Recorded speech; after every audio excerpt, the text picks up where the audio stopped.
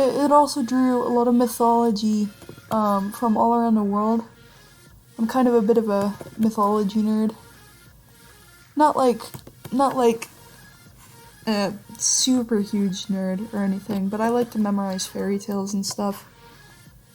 I used to babysit, and it was like a useful skill to have, you know, knowing stories. And once you've consumed enough mythology, you kind of start to like figure out what most mythologies throughout the world have in common. And then you can kind of synthesize a fake mythology, which is what I did for Radiance. I guess you could also call it a fantasy game, but I like to think of it more as a mythology. It also kind of has like the same episodic structure as a lot of old surviving myths like Beowulf or Journey to the West or Odyssey or the Iliad, where it's like these smaller stories that kind of come together to form one big story. So the game, the ultimate purpose of the game is you're defeating this, you know, enemy called the Void. This, you know, ancient, primordial force of chaos.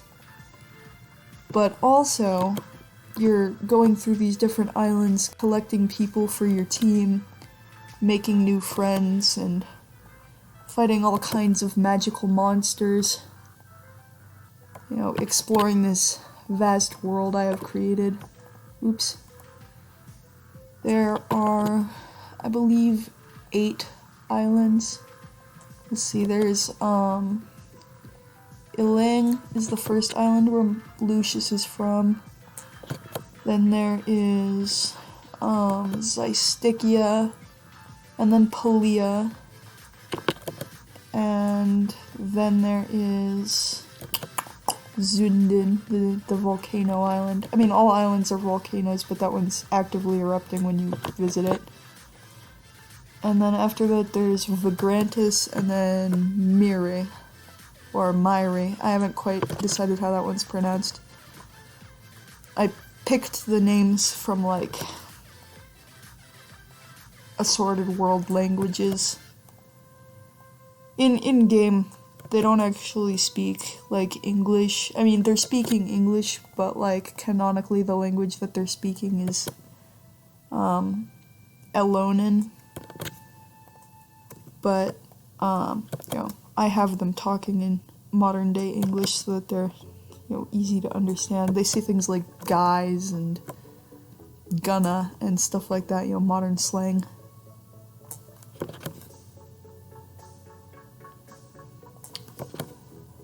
I don't know what else to talk about.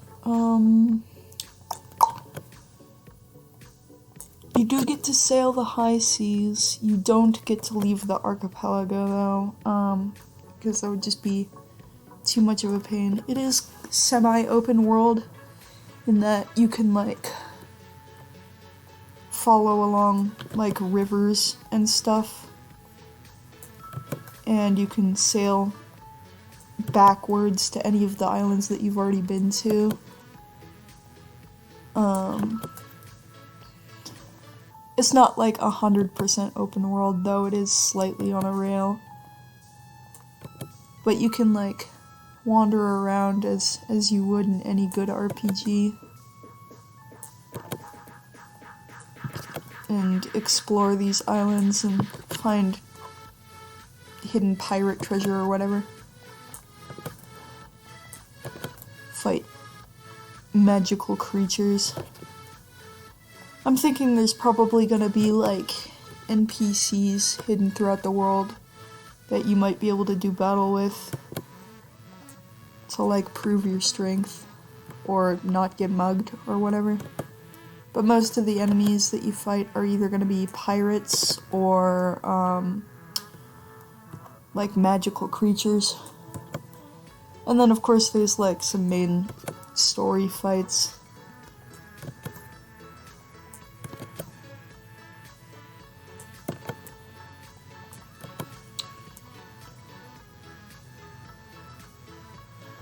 I'm just trying to kill kill time while I'm talking so that you guys don't get bored of this one.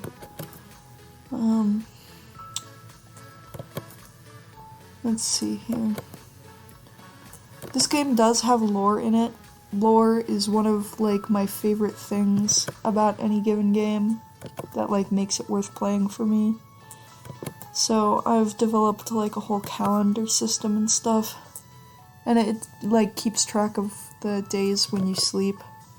And then there'll be events every now and then where one of the characters in your party will have a birthday. Or they'll celebrate a holiday that's in the game, or whatever.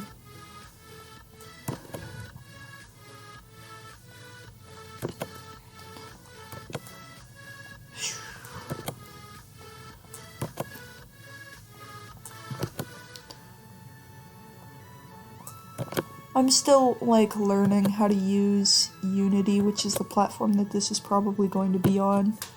Right now my skills with it are kind of rudimentary, and I'm just doing my schoolwork in Unity, you know?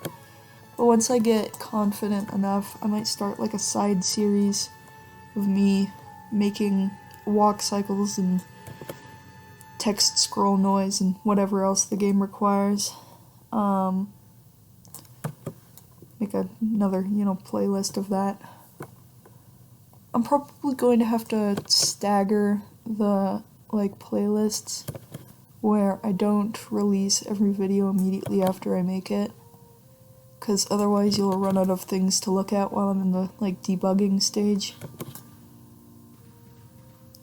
I don't know, I estimate that this game is probably at least a couple of years away. Probably more than that. Because it's still in its, like, baby stage. I've written all the, like, dialogue and main plot and stuff, but, like, the main work that has yet to be done is all of the art and all of the code. I showed you the old art that I had made as, like, a benchmark, but I'm definitely gonna need a lot more than that, you know?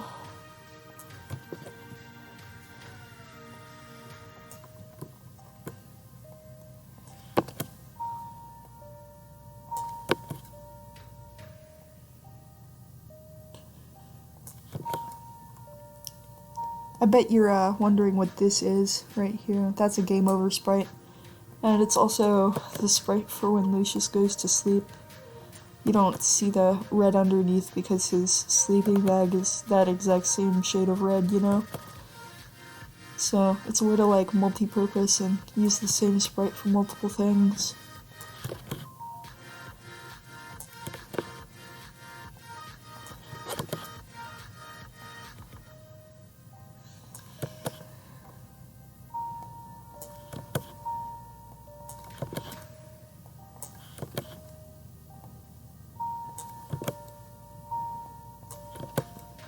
I hope this isn't, like, too long.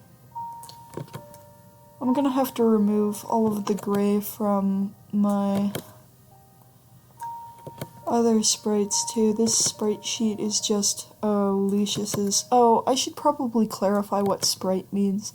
A sprite is like a thing in a video game, usually a 2D video game, that has a visual aspect with code inside. So, for example, Lucious, the player character, would be a sprite, and then a sprite sheet is like all of the visuals that go into that sprite. So right now what this is a sprite sheet. It's all the visuals that are going to go into making Lucious look the way that he does, you know? You're probably going to hear me say that word a lot if you stick around. I don't know if you would actually want to stick around. Mostly I'm just documenting this for posterity, so that if the game ever gets, like, famous, I mean, I kind of doubt that it will, but, like, if anybody ever takes a liking to it, and is, like, aspiring to be a game dev themselves, they can kind of see how I went about it, you know? And maybe this will also help raise awareness of the game, who knows? Like, get some support behind me. Alright, that's it. Goodbye.